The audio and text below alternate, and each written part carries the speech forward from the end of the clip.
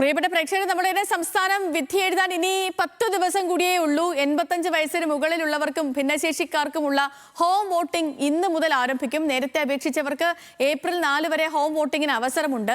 വിവാദ വിഷയങ്ങൾ ഉയർത്തി പ്രചാരണം കൊഴിപ്പിക്കുകയാണ് മുന്നണികൾ. അർജുൻ വിവരങ്ങളുമായി തിരുവനന്തപുരത്ത് നമുക്കിപ്പം തത്സമയമുണ്ട്. Arjun, good morning.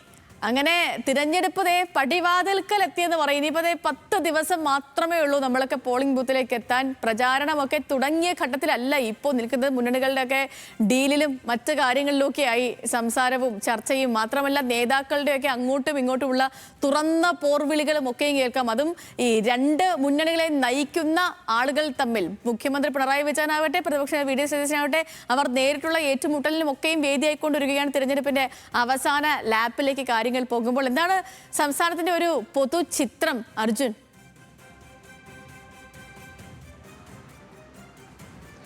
Sethu, good morning. ഇനി നിയമസഭാ തെരഞ്ഞെടുപ്പ് നടക്കാൻ 10 ദിവസം മാത്രമാണ് ബാക്കി. ഒരർത്ഥത്തിൽ പറഞ്ഞാൽ ഇന്ന് തൊട്ട് വോട്ടെടുപ്പ് നടക്കുകയാണ് പല തലത്തിലായിട്ട്. ഇന്ന് ഈ വീട്ടിൽ വന്ന് വോട്ട് ചെയ്യുന്ന നടപടി ഇന്ന് തുടങ്ങുകയാണ്. അത് 80 വയസ്സിന് മുകളിലുള്ള ആളുകൾക്കും 40% മുകളിൽ ഭിന്നശേഷിയുള്ള ആളുകൾക്കുമായിട്ടുള്ള വോട്ടിംഗ് ഇന്ന് തൊട്ട് തുടങ്ങുകയാണ്. ഉദ്യോഗസ്ഥരും റിട്ടേണിംഗ് ഓഫീസറും ഒക്കെ വീട്ടിലെത്തി അങ്ങനെയുള്ള ആളുകൾക്ക് വോട്ട് ചെയ്യാനുള്ള അവസരം ഉണ്ടാകും. നേരത്തെ അറിയിച്ച് അത് അംഗീകാരം നേടിയിട്ടുള്ള ആളുകൾക്ക് മാത്രമായിരിക്കും അത്തരത്തിൽ വീട്ടിൽ വോട്ട് എന്നുള്ള സംവിധാനം ഉപയോഗപ്പെടുത്താൻ കഴിയുക.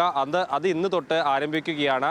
മറ്റ് തെരഞ്ഞെടുപ്പ്, അതായത് പൊതു തെരഞ്ഞെടുപ്പ് 9-ാം തീയതി നടക്കും. ഇനി 10 ദിവസം മാത്രമാണ് ബാക്കിയുള്ളത്. സേതു പറഞ്ഞതുപോലെ തന്നെ എല്ലാ രാഷ്ട്രീയ പാർട്ടികളും പല തരത്തിലുള്ള വിവാദങ്ങളും വിഷയങ്ങളും ഒക്കെ ഉയർത്തിക്കൊണ്ടുവരികയും അതൊക്കെ സജീവമായി അന്തരീക്ഷത്തിൽ നിലനിൽക്കുകയും ചെയ്യുന്ന ഒരു ഘട്ടമാണ് ഇപ്പോൾ. എല്ലാ പാർട്ടികളുടെയും പ്രധാനപ്പെട്ട നേതാക്കളൊക്കെ എത്തുന്ന ഒരാഴ്ച കൂടിയാണ് ഈ ഒരാഴ്ച എന്ന് പറയുന്നത്.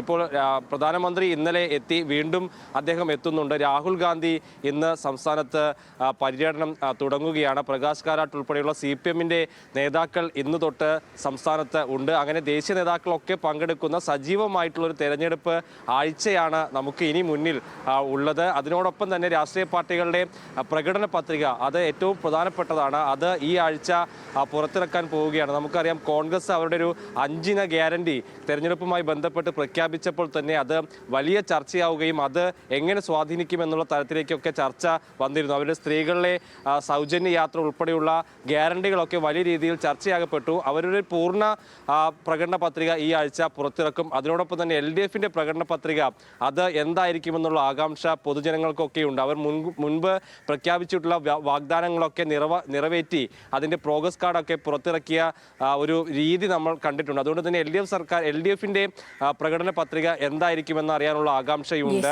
അതും ഈ ആഴ്ച പുറത്തിറക്കുകയാണ്. അതിൽ പെൻഷൻ വർധനവ് ഉണ്ടാകുമോ, മറ്റ് ആനുകൂല്യങ്ങളൊക്കെ വരുമോ, അങ്ങനെ ജനപ്രിയമായിട്ടുള്ള എന്തൊക്കെ വാഗ്ദാനങ്ങളായിരിക്കും LDF-ന്റെ ഒക്കെ ഭാഗത്തുനിന്ന് ഉണ്ടാവുക എന്ന് അറിയാനുള്ള ആകാംക്ഷ ജനങ്ങൾക്കുണ്ട്. BJP-യും പ്രകടന പത്രിക ഈ ആഴ്ച പുറത്തിറക്കും. അങ്ങനെ എല്ലാം കൊണ്ടും സജീവമാകുന്ന ഒരാഴ്ച എന്ന നിലയ്ക്ക് ശ്രദ്ധേയമാണ്. വലിയ പ്രചാരണ ദിവസങ്ങൾ കിട്ടാത്ത പാർട്ടികളാണ് എല്ലാവരും. കാരണം ഒരു മാസത്തിൽ താഴെ മാത്രം പ്രചാരണമാണ്. അതുകൊണ്ട് തന്നെ ആരും നേരമില്ലാതെ ഓടുന്നൊരു രീതി കാണാം. എല്ലാ വോട്ടർമാരെയും കാണാൻ കഴിഞ്ഞിട്ടില്ലെങ്കിലും പരമാവധി ഇടത്ത് എത്താനുള്ളൊരു ഓട്ടപ്പാച്ചിലാണ് ഇപ്പോൾ സ്ഥാനാർത്ഥികളുടെ ഭാഗത്തു നിന്നൊക്കെ ഉണ്ടാകുന്നത്. അത്രയും അഭിമാനകരമായിട്ടുള്ള, അല്ലെങ്കിൽ അത്രയും ആവേശകരമായിട്ടുള്ള പോരാട്ടമാണ് മാത്രമല്ല ഇപ്പം മുന്നണികളെയൊക്കെ സംബന്ധിച്ചും എല്ലാവർക്കും ഏറെ നിർണായകമായ ഒരു തിരഞ്ഞെടുപ്പ് കൂടിയാണ്. അർജുൻ പറഞ്ഞ പോലെ പരമാവധി വോട്ടർമാരെ നേരിൽ കണ്ട് വോട്ടഭ്യർത്ഥിക്കാനുള്ള, വോട്ട് പെട്ടിയിലാക്കാനുള്ള തീവ്ര ശ്രമത്തിലാണ് സ്ഥാനാർത്ഥികളൊക്കെ.